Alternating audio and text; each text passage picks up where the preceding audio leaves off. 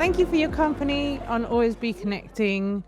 Today we are back again with Trudy MacDonald, everyone's favourite HR leader.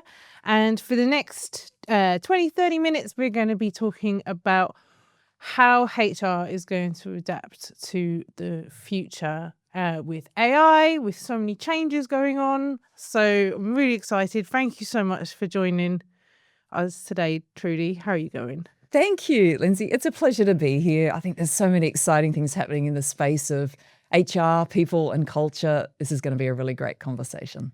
Yeah. So with so many changes going on, let's sort of rewind a little bit and start like what is the HR function? What's it traditionally known for? Yes. And what does it need to do?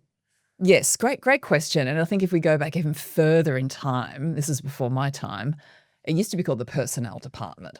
And sure. Right. It's had a few rebrands. It's had a few rebrands, and then it became human resources, and now it's typically people and culture. Yes. But often you get people, culture, and development. So it's certainly come on an incredible journey. But I think up until a few years ago, human resources, or people and culture, as it's often referred to, has been focused on a few things. And these are incredibly important things that underpin the success of organizations. Yes. They're focused on culture, first and foremost. So how do we create a work environment where people can thrive? Linked to that, they're focused on productivity and performance. So we need organizations to be financially successful. We need them across a range of different metrics, whether it be social, impact, environmental, delivery of outcomes. Organizations need to perform. So there's been a real focus for people and culture functions around elevating performance. Yeah. And I think the third key area has been about well-being. So more and more we've become conscious that we've actually got humans in our organizations. And in the context of all of the changes that life throws at us, we've become very focused on looking after the individual. So I think all of those things are fantastic, and that still is the role that people and culture, or HR, plays in many organisations. It's come a long way from what it was, which was very much about employee grievances and performance management. So It's more humanistic now. It's interesting as well, because when I was thinking about this before, I've always thought of it as HR is the bridge between the business and the people. Yes. But what you're saying is interesting, because it's not us versus them. It's like it's all integrated. It's all integrated, yes. The people's benefit is the company's benefit, and the company's benefit is absolutely. And that's been a real shift, I think, on a global basis. So when we look at what's called employee value proposition, or EVP, which very simply means why would great people want to come and work for your organisation? What's your point of differentiation? Yeah. What a lot of companies have done around the world is they said, you know what, we care about you as an individual, not even as a member of this team. So how can we make your life holistically the best that it can be? And hence the focus on well-being and flexibility and mental health. Because I think you're absolutely right. Organisations have started to realise that if we don't have content, well individuals, we're not going to get the best out of them in the workplace. Yeah. And also I've noticed that you want someone to lean in. Yes. Whereas that kind of prescribing their job, it is more performative, maybe. It's kind of like doing a role versus creating success. Yes. And I often hear that referred to as ownership thinking. In fact, interesting. Yes. Yeah. I was just with a law firm yesterday, actually, and they were saying, you know what, we want to get the vibe back in the office. We want to get the passion. We want to get the energy.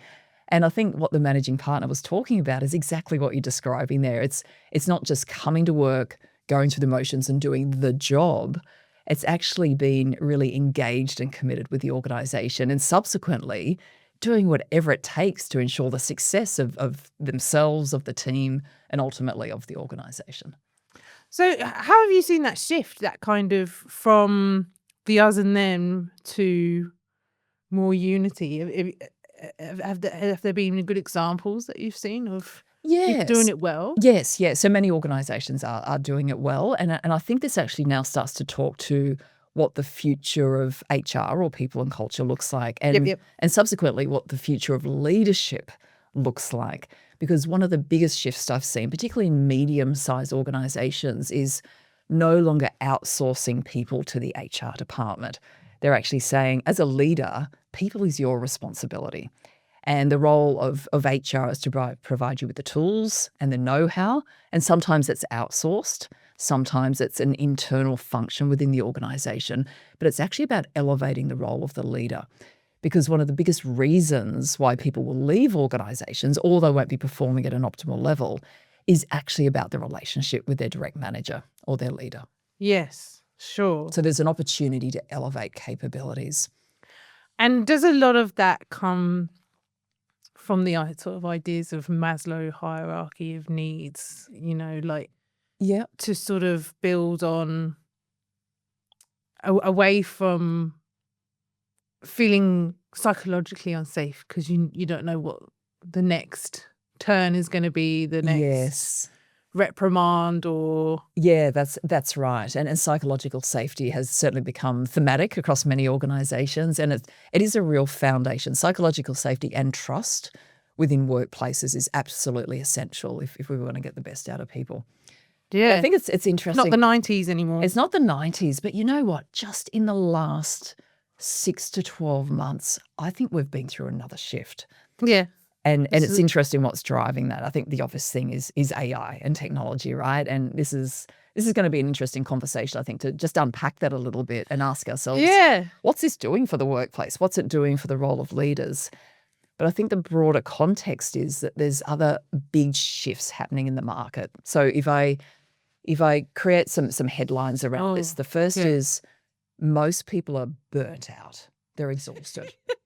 You empathise? Oh, my days. It's just been 4 years of it, hasn't it? Yes. From COVID. And that accelerated what we're going through now in this kind of technological change. That's right.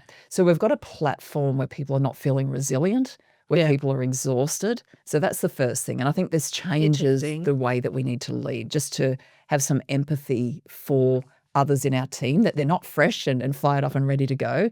There's actually this baggage that they're carrying in life. It's not just work related. But possibly they're also feeling the need for change. Yes. In response to change. Yes. Wanting change, but possibly not knowing how to change. Yeah. The second thing that's happening is we've now got 5 generations in the workforce. And by 2030, 30% of the workforce is going to be Gen Z. Yes, okay. So we're shifting very quickly. And I think what's interesting is we're starting to realise that the way that we get the best out of every generation is not the same. It's not a one-size-fits-all. So from a leadership perspective, to be future ready, we need to be able to adapt to different generational needs and to be much more adaptive in our leadership styles. And that requires emotional intelligence first and foremost. Yes. The ability to meet people where they're at, to understand what their drivers are and not assume it's a blanket one-size-fits-all. So the policy doesn't fix the problem anymore. We've actually got to engage with individuals at an individual level. Yeah.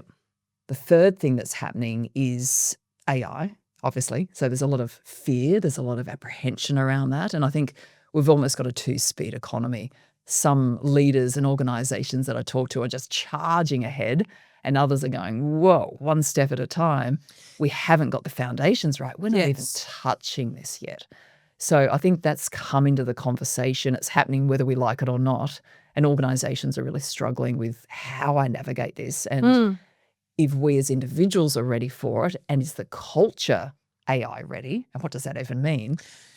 Yeah. And then there's a fourth piece, which is I think we're still trying to navigate what it means to be working in a remote or a hybrid environment. So in my view, it's here to stay. We're not going to revert back to everybody being back in the office full time. That's gone. We now need to work out how to leverage it. And I saw some data the other day, and this actually came out of the Hayes Australia New Zealand salary survey, massive research piece that they've done all across Australia and New Zealand. And the number one reason why people are leaving organisations is for flexibility.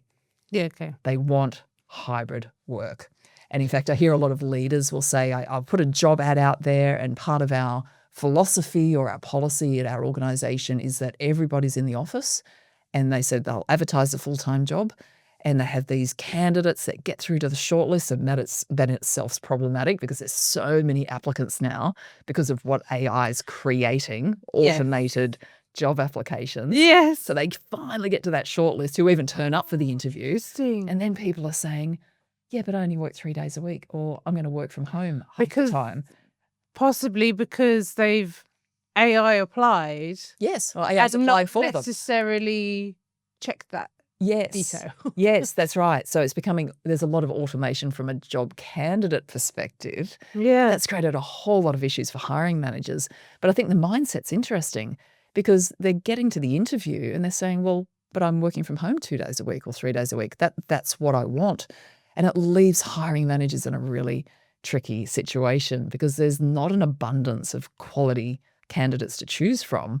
And now I think they're seeing that from an employee perspective, they're really calling the shots. This is a norm, this is an expectation.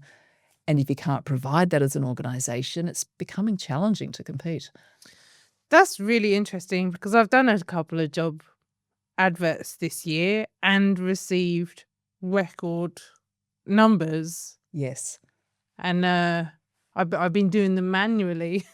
Yes, that's going that's right. through 200 applicants, 300 applicants for one job. So I think what's really interesting is previously you would have looked through resumes, and anybody who had typos or, hadn't written things quite correctly, they'll just go into the reject pile straight away. Now, I think you've got a different perspective on that because you can say to yourself, it's actually a human being who's written this. There's a real person here. Maybe they go into the next phase as well. Yeah. Well, interestingly, there were not a huge amount, but maybe sort of 5-10% that had very similar cover letters. Interesting. Because they were AI. Yeah. Clearly AI. Beautifully tailored to you. Yes. Perfectly, in fact. I've seen you do these services on your website. Yes. Yeah. Because where's this sort of human element? You've got this huge AI influx creating a huge amount of work. And you want to be able to, because traditionally people spend a long time on applications. So you want to be able to just sort of do them justice. And yes, that's right. Appreciate the response to the advert. But, sometimes maybe they haven't even looked at your advert. Maybe that's right. I've seen a few places that would just crawl, seek and that's right. And apply. Yeah. So the role of HR is changing, the role of leaders is changing because of AI. But I think if you take those 4 things I just mentioned and collectively look at them, you can see that the world has changed again quite significantly.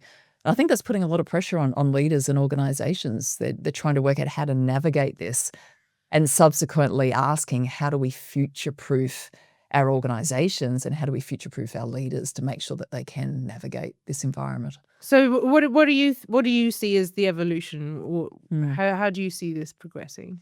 Yeah, so I think from an individual leader perspective, there's a few characteristics that are incredibly important. The first, as I mentioned earlier, is emotional intelligence. So as we shift towards this space of becoming less human, I think we need to double down and become more human, if that makes sense, because that's going to be the point of differentiation. At the end of the day, we still have people in our organizations, and that will be the heartbeat and the pulse of our organization. So leaders need to be able to connect really well with individuals. And that means that they need to be able to adapt their leadership style to others and so that they can get the best out of them. They need to be able to read the room very well. Yes. And make sure that they're not just applying the same style and approach to everybody. Now, this has always been important, but I think it's just been elevated in terms of its importance. The second characteristic I think leaders need to have is they need to be resilient themselves, and they need to know how to build resilience in others. So this is off the back of the phenomena that so many people are burnt out and exhausted. And we've got these incredible opportunities to change around us. And in fact, if we don't embrace the change, we're going to get left behind and businesses will cease to exist. So how do we make sure that personally we're able to cope and be resilient and actually lead that change? It's very hard to do when you're burnt out to say, okay, we're going to shift things again. Yeah. And as importantly, how do we create an environment that's high in support and high in empathy while we're still driving the outcomes? And whilst people are remote, there's Yes, AI in play. lots of things How happening do here. you keep connection Yes, and culture that's right. through that? That's right. That's a hard challenge. It is. It's not. None of this is easy. No, And but I if think, it was easy, we would all be doing. yeah, it, that's Trudy. right. And I think the third characteristic of leaders is agility. It's the True. ability to look ahead, to challenge our own thinking, to have ideas, but to hold them loosely and be prepared to shift those ideas. And that's actually about connection. It's about engaging with others across generations, across functions, Yeah. getting diverse views. And let's think about AI as just another team member. So Yeah. I really like to think about it from that perspective. Imagine you've just got a really smart advisor sitting next to you, and they're there to bounce ideas off, to Sure. broaden your thinking, to give you a different perspective. But at the end of the day, you need to own the decision and apply your judgment. So don't go through AI to get to your team. Absolutely not. adjacent. Yeah. How can it? I think, the role of AI with leadership is it can help you be a better leader. It can help sense check you and go, you know what, is that message really going to land well with that person, given what I know about them, given how you're feeling right now? Maybe try this from a different angle. You might get a different outcome. Sure. And what innovative ways have you seen AI being used in HR people culture? Yeah. So there's all sorts of things. I think at a transactional level, we can use AI to scan policies, to scan legislation, and identify where we may have gaps. Yeah. So that's compliance, incredibly important, but that can now be done with a much more level of thoroughness and accuracy and much faster. If you go into the recruitment space, as we spoke about, so we know that applicants are using it to auto-apply and to tailor their resumes and applications. So that's pretty cool. I think the unintended consequence for hiring managers is now we've got volume of applicants, Yes. but we don't have quality. So how do we filter through that? And there's already a lot of automated tools out there. They're just going to get better and better by the month in terms of being able to scour through resumes and look for behaviors and characteristics rather than technical skills. Okay. Now, How do you do that? Yeah, so I think what's really cool here is if you think about future-proofing your organization, one thing you could do is feed into AI your business strategy. So this is where we're going as an organization. These are our strategic priorities. Ask it, what are the characteristics of individuals in this company? What are the behaviors that will be needed in order for us to deliver on this strategy? Yeah. So it's separating it from the technical skills or the capabilities right back to the behaviors. You could then look at an individual role and say, how's this role likely to evolve in the next 2 to 3 years? What are the characteristics I should be looking for? So that would be the first thing, I think, to get a really clear picture of what I'm looking for. Because most hiring managers will focus on the traditional role and the skills, and hence fish in a very small pool. As soon as we start to say, you know what, the technical skills are less important now, because maybe AI is going to do that bit. Yeah. What are the human skills that we need? And also, interestingly, within the context of AI, you almost need to be able to have a very human interaction with a candidate. Yes. So as a skill. Yes. So they need to be a very human person. Yes. The skill can be taught and all the rest of it Yeah. is fine. But to be able to, because we need to connect, we need to be able to have those conversations. Absolutely. And one of the mistakes I see a lot of organizations make is the person who fronts up to do the first interview. So asking yourself, what's that first point of human connection that I have with a particular organization? What's that experience? Who is that person? And do they have the right skills? Because your great candidates have so many choices. Yeah. If you want the great ones, you'd better connect with them, to your point. There's got to be that connection. There's got to be this message that I see you as a unique individual. I understand your unique needs, and this is how we can partner with you to give you what you need so that we can get a return. Sure. I think we're probably at a stage at the moment where I wouldn't be confident that AI would be less biased Mm, than me as a person. yeah, Or like I definitely have biases, we all do.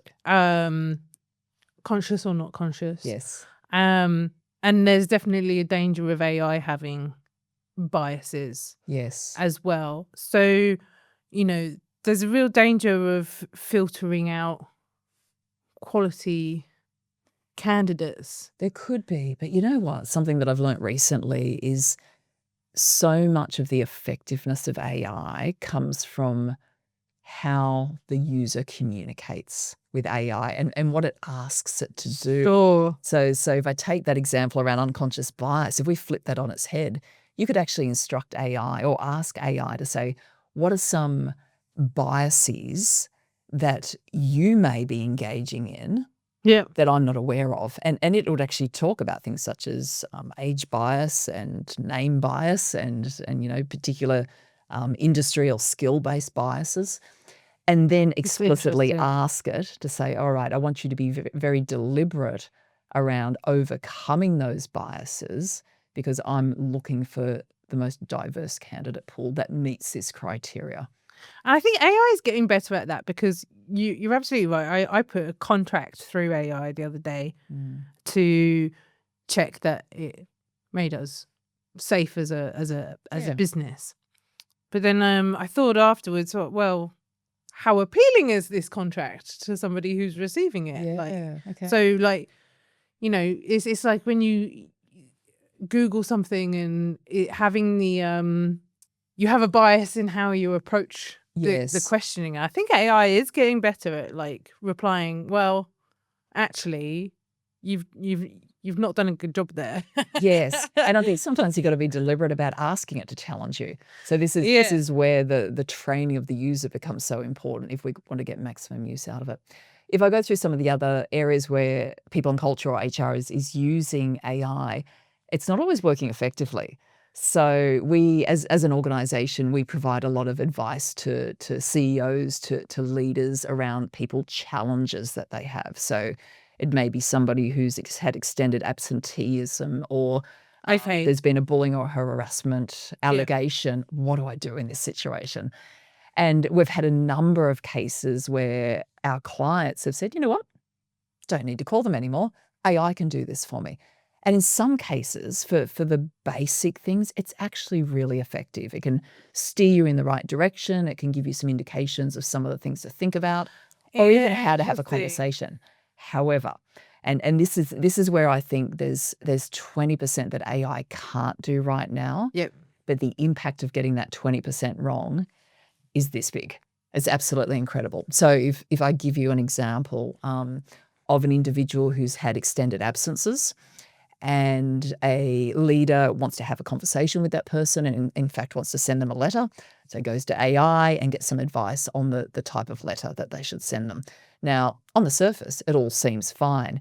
However, that rebounded really quickly and ended up as a settlement that cost that organization a whole lot of money because what they failed to understand was that there was legislation around people with disabilities, and there was also some discrimination legislation that meant the way that they approached that issue, that single letter actually started a cascade of events that led to them going down a huge hole and costing them a whole lot of money. Yeah. So there's still a space. There is definitely a space to use AI to get advice in the people space. Yeah. However, it needs to be sense checked by an expert. And I think that's where we are right now today. My thoughts from what you were talking about on one thing is I've often thought of like a real-time performance review for an employee would be a really strong tool for them. Yes. To see, I'm not quite delivering value, and I can Yes. see that in this Yeah. dashboard, or I'm delivering a lot of value. Maybe it's time I can go and ask for a raise. Yeah, You know, like I'm doing everything that I need to be doing. Like, Yes. let's talk Yeah. Look, more it's in a the great future. idea. Yeah. And so using it as a self-coaching tool. Absolutely. To say, Yeah. here's how I'm going. What could I do to improve my performance? And I think that's really valuable. So Yeah. giving employees the tools to elevate their own performance and not necessarily rely on the leader or the manager. Like, I think that's a fantastic innovation. And there's Yeah. going to be more and more use cases that become mainstream very, very quickly. The space is evolving. And then on the flip, there's things that AI can't touch, you know, like the understanding that human touch of legislation. Yeah. But then also culture. Culture is Yeah. so human led. Absolutely. It's going to be hard. Where it can. Do you see ways that AI can assist with culture, or is it you know, the thing that it shouldn't touch? Like, Yeah, look, I think it's in the room. It's another party in the room with us, and I think it has to be part of the conversation. And the mindset is, how do we integrate it into everything that we do? It's a lost opportunity if we don't. so having Yeah, looking for the opportunity. and you know, if I could Accepting use a visual that it's another seat at the table. So there's your persona. It's AI. They're sitting there at the table with you. They can offer a different perspective. They can offer ideas. They can be a sounding board, but they're not there to drive the outcomes. And Yeah. for some organizations, I see them adopting the approach that this is an AI-driven strategy, i.e., AI comes first. People will sit behind that. For the organizations at this stage in our evolution that seem to be nailing this, it's a human-centric strategy. AI sits behind that. So it's all about the people at the end of the day. Yeah. But I think, you know, when we talk about culture and how we create great cultures, there's so many different elements to it. There's all the foundations around psychological safety and trust, and part of psychological safety as it relates to AI and AI adoption is actually creating an environment where it's safe to step outside of your comfort zone. Yep. It is scary. I might feel very competent now. I've been doing this job for a long time, but you're asking me to do this differently? Well, that's scary because I'm not going to feel so competent anymore. Yeah. So I think getting those foundations right so people will even lean into AI in a way that they feel safe to be less competent for a while, to be vulnerable and say, this is scary or I don't understand it, and to make mistakes because, boy, are we going to make some mistakes. And share those mistakes. And share them and learn from them collectively. Because the leader might not be the best AI person in the room. Probably not. Yeah. Most likely not, I would suggest, if I reflect on my own experiences, but what I'm seeing from others as well. And I think this is where, and I don't want to stereotype here, but you've got generational differences. Yeah. Our younger generations, this is second nature to them. They were using it before we even thought about how it could be implemented within our organizations. And often I'm finding in some cases the leader is the barrier. Yeah. In fact, I was at a conference the other week in a particular industry, which tends to have a lot of blue-collar workers, and it's quite hands-on. And there was a presentation on AI that followed the keynote that I did. And the chatter around the room afterwards that I was hearing was, well, you know, I'm not sure that our industry really has a need for AI. I can't see how that's going to help. I think that's quite naive. And this was coming from CEOs and business owners. I would bet you if they went out and spoke to some of their people who are out there on the ground, if they're not using AI for work reasons, they're definitely using it in their personal lives. It's a lost opportunity if you're not actually leading that conversation around how it can help us. And then the sort of other side of it that I've experienced recently is I possibly had an over-reliance on AI for a time and kind of like dimmed my critical thinking Yes. somewhat. because I was just hoping Gemini would have all the answers for me. Yes. Because we all want to, especially in business, everyone wants to see the future and Absolutely. have a little bit of reassurance. Yeah, I think that's an interesting point, because I've also had that thought, is this going to make me dumber rather than smarter? And certainly as I age, that's not the direction I'm hoping to go in, Yeah, albeit it's probably inevitable. But I think what's interesting about that is really thinking about how you can use it to make you smarter. Yeah, getting the right balance of it. Yeah, how do you prompt it? And I think there's something about, for people who are truly experts or experienced in their industry, in their craft, is to be able to use their judgment to evaluate what AI spits out, and to say, well, that's good, and that's a novel idea, and how do I go down that path a little bit deeper, versus a novice who's using it, who may just take what AI spits out at face value and goes, oh, well, there's the answer. Off I go. So there's a key difference there, and that's where experience plays a really important role. Yeah, because there's sometimes, like, I'm just doing some copywriting, and the what ChatGPT was giving me, I was like, no, actually, that's wrong. Yeah, I don't like that at all. Good. Like, I put a competitor's website copy into AI and asked it to give it a score out of 100. Yeah. And it gave it a really low score. But I thought it was really good. I thought it conveyed the message really well. I was quite admirable of it. Yeah, and so it's interesting that, we've got this tool, there's things we can use it for. Yes. A way to sort of navigate this, how it gets used exactly. Yes. And it's going to change rapidly as well. It's going to change rapidly. And I think there's elements of it about making us smarter, and that can help us, I think, create great organizations and deepen our engagement with people, because it can help us navigate some of those tricky situations, and as leaders even highlight where we may have gaps in our leadership and some really practical things we could do to better engage our people. So that's fantastic. There's a whole other side of AI, which is around the agents and automation. I think it's a different conversation, but a new era that we're entering. A new era.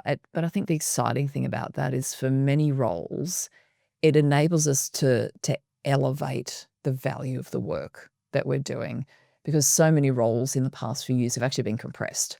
So we're doing lower value work, we're busy, it's leading to burnout. How do we cut through all of that noise, get some automation and get some efficiencies where it makes sense, and then do the work that we uniquely as humans can actually do? And how do you bring everybody on board for that big change? It is a big change, and I think you've hit the nail on the head there. We need to treat AI adoption as a change management project. Yes. So that would be another superpower for future leaders. They need to be able to instigate and drive change, and they need to be able to bring people on that change journey. So there's so many well-proven change models out there at a basic level. There's the ADKAR model, there's Kotter's model of change. For the listeners, just go ahead and Google them. They're out there. But it talks about all the classic things that we need to be able to communicate a vision for the future state, and great acronym WIFM. What's in it for me? So what's in it for people? Why would I come on this journey? Yeah. It's not just because maybe the change that you're making is cutting out the favorite part of their job. Yes, that's right. Something they really enjoy doing. Yes, or that they feel really competent doing, and that gives a sense of purpose in their life. So how do we help them navigate that? I think having a clear guiding group that will champion and drive it is really critical, because the other barrier I see in many organizations is we might be on board with the idea, but we're so busy, there's no time to do this. When are they going to do it? At 10 o'clock at night? But I'm already burnt out. So actually treating it as a project, as a change initiative. Let's get people around this. Let's carve out time for that group and for the broader group to go on this journey together. And then I think as part of having that lead group, you need to very clearly identify where can this create most value. So what I'm seeing at the moment is a lot of experimentation. People that have been given freedom within guardrails to go and play, to go and experiment. And I think that's actually really cool because it starts to shift the culture towards a culture of innovation. There will come a time, however, where I think we need to narrow in on that experimentation and go, all right, we've got used to this now. We're feeling comfortable with it. Where's the clear business value? And what are we going to lock in on here and actually commit to delivering? Because that could be 1,000 subscriptions that you're signing up to for different AI tools. Oh boy, it can go crazy, right? And it's overwhelming. So I really like the idea of, like you were talking about, of creating a group. Yeah. Because for one person to lead AI adoption, change management, Yeah. traditional people and culture, it's too much. Yeah, that's a lot. Yeah. So you need to get the right expertise around the table. Yeah, and be cool at the same time. And be cool. That's right. Very fun. Yeah. Yeah, that's right. And then you start to go on the journey. But I think like any initiative, it's not set and forget. So the strategy isn't we're going to go here and we're going to put our blinkers on. Things are changing so quickly. So how do we remain agile and adaptable? Yeah. And hence my earlier comment around the future-focused leadership characteristics. We need to have that agility in the way that we're running our teams and our organizations. So what sort of further reading do you recommend? So someone's overwhelmed. Yeah. What's kind of something that's going to sort of to ground them? Ground them. Yeah. Yeah. Okay. So at an individual level, I think the things that can help individuals, there's really two parts to this. One is self-care. I love that. Yeah. Incredibly important. And people tend to brush over it. And in fact, most organizations have doubled down on creating opportunities and resources to manage well-being. However, burnout numbers are still going up. So it's not the only solution. However, getting the basics right around sleep and eating well and exercise and having social connection and time in nature, they're the big ticket items. Now, I know they seem so incredibly obvious, but I think for all of us, if we could choose just one thing that we said, you know what, I could do this better. And what could I do just 1% better? I'm a big fan of just 1% incremental shifts. And what becomes your non-negotiable? What's your... Yes, create your own guardrails and boundaries. I love that. So that's one side of it. Make sure you're looking after yourself and you're prioritizing your well-being and your health. I think we all go through blips where times get tough, and that's normal. But we need to come back to this base of I know what my life looks like when I'm at my best. Yeah. And how do I not lose sight of that? And that requires not panicking, patience. Yes, understanding. All these things are hard. Yeah, understanding what can I control versus what can I not control. Yeah. And let's not waste emotion and energy on the things I can't control. Yeah. But let's take steps towards the things that I can control. You don't have to go in work at 7 a.m. to try and get your head around these massive subjects. You're probably more well placed. Yes. Going for a meditative walk. Yes, that's right. That's right. And then I think the other side of that coin, which is equally important, is understanding the root cause of why we're feeling burnt out or exhausted.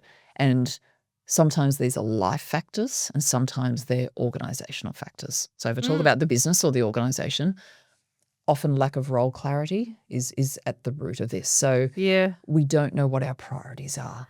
And they just keep getting piled on. Change times because roles are changing so quickly. So we're feeling pressure from others around us because they don't have clear priorities either, and we're not aligned around a North Star. So it just keeps piling up.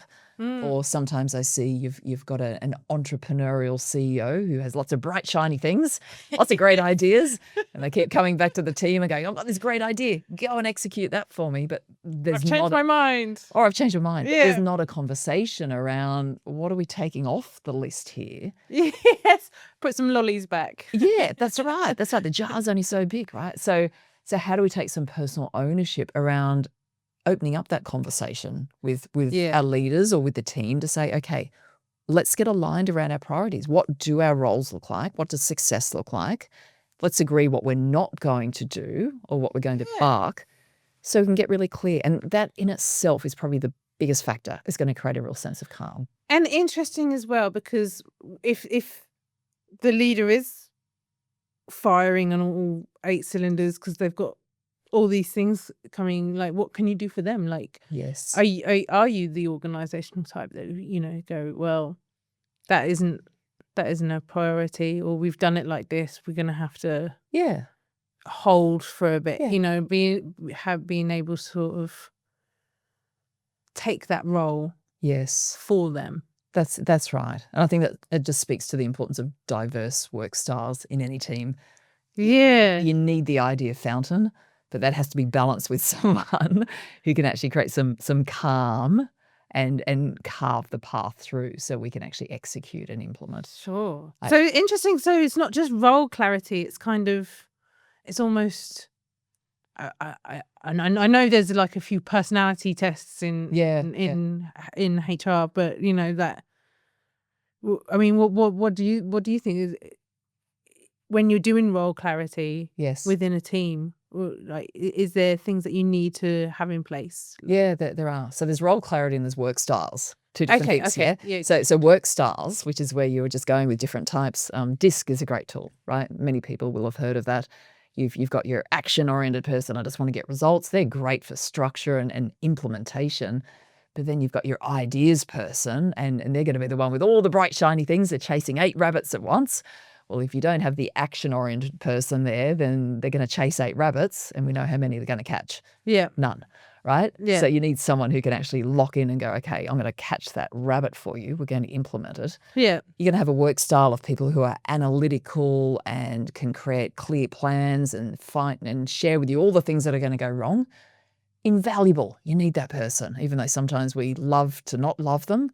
They are absolutely invaluable in the team. And then you're going to have your people-focused individuals who are actually about bringing people on the journey. So tools like DISC can help you appreciate different styles. And I think it's really important for the idea person, and this is where there's a lot of excitement around AI, to go, great idea, let's put that one in the parking lot because we're focusing on this 1 or 2 things at the moment. And that's going to create calm. It's going to mitigate against burnout because people can see, okay, I know what I need to do. I'm going to feel good about my journey. I can be recognized. I can be fulfilled as I go on that journey. Yeah. And that's going to shift. So everyone knows not only their work responsibilities, but also their work style. So yes, they can live up to it without fear. Absolutely. Yeah. And the other thing I'd add to that is when I talk about work priorities, I like to think about a jar or a bucket and putting big rocks into that bucket. Yeah. And most roles have no more than 5 big rocks. They shouldn't have any more than 5 big rocks. Yeah, okay. If you've got any more than that, then I'd say your role is too big.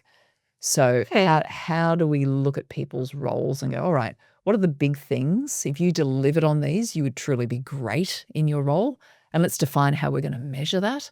But if there's more than that, I think we need to start asking the question, either are we trying to do too much, or is this actually more, is this job too big for one person? Yeah. Yeah, fascinating. And is there anything else that you want to talk about the sort of future and AI? I think we covered a lot. I think the only thing to really reinforce, and we touched on it briefly, but the importance of psychological safety as a cultural foundation.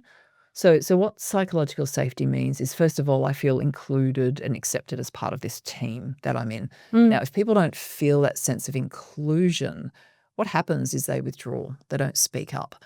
So in an environment where we want innovation and we want progress and we want buy-in to the change, if people don't feel safe speaking up, we may assume that their silence is agreement, but it may actually be passive disagreement. And that's going to come back to bite you down the track when you want to actually implement some of these changes. And they're like, no, I'm not on board with this. Sure. So that's important. If we've got psychological safety, people will lean into each other's swim lanes and contribute ideas. so important in this environment because we Yeah. want diverse perspectives, and we need to make sure that we're truly collaborating in organizations. With AI particularly, it's going to impact every part of the business. So how do we make sure that we've got representation from all stakeholder groups? I love that. I love that. AI is the new team member, and Yes. everybody has to come together and figure out Yeah. its role. They're at the table. So let's collaborate with AI, not just around AI. Yeah. Yeah. We need to feel safe enough to learn and make mistakes.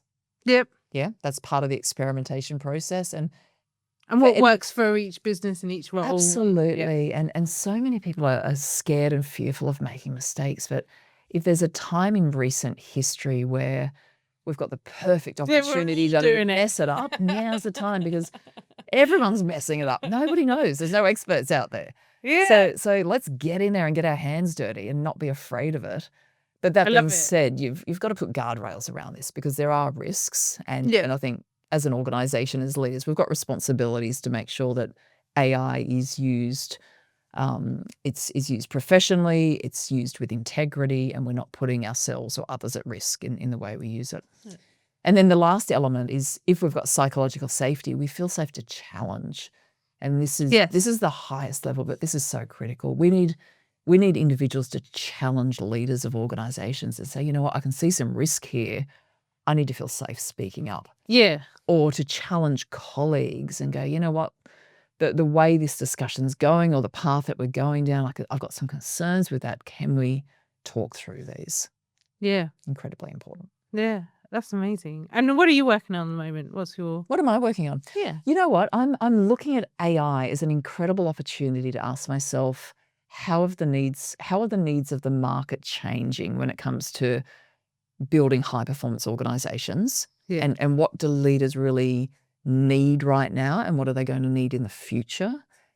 And then I'm asking the question, what does this mean for our business model? And I think if organizations out there are not asking themselves that question, it's something to consider asking, because not only is your business changing, the world around you is changing, the communities or the customers that you serve, their expectations are changing and their needs are changing. So we need to go on this journey together. And that's such a well-timed episode, honestly, because it's just so in the middle of it. And we're right in the middle of it. Yes. Knee deep, and we're going to be waist deep before we know it. Yeah. And but it's exciting. It's and I think if we frame it right with our teams, they should feel invigorated and excited by this, not threatened. Yeah. That's how you frame it, isn't it? Yeah. And it's how they get involved in it as well. Yeah, beautiful. And how can people get in touch with you if they want to find out more? Yeah, so either on LinkedIn, they can just search for my name, Talent Code HR, Trudy MacDonald, and I put a lot of content on LinkedIn, on video content. We've got a YouTube channel, Talent Code HR. Very cool. Yeah, full of tips and clients sharing their stories around how they've worked with us to build performance within their organizations. And our website, talentcodehr.com.au. And you're training at the moment? Yes. So I'm a rower. Yeah. And I'm feeling very humbled, but I'm going to the World Championships in less than a month in Spain. That's amazing. First time. I didn't have to qualify to get there. So it's fun, but it's serious at the same time. Yeah, okay. Yeah. So and you're going to Spain? Going to Spain, yeah. There's about 40 of us from around the Sydney area going together. So it's going to be a blast. That's what life's about, isn't it? It is. Yeah. Doing beautiful things like that. Yeah. And mixing that up with all of the work challenges, I think that's what creates a healthy mind, right? Having the balance and being able to take out those really important periods. Yeah. Beautiful, Trudy. Thank you so much. Thank you. It's been a great conversation.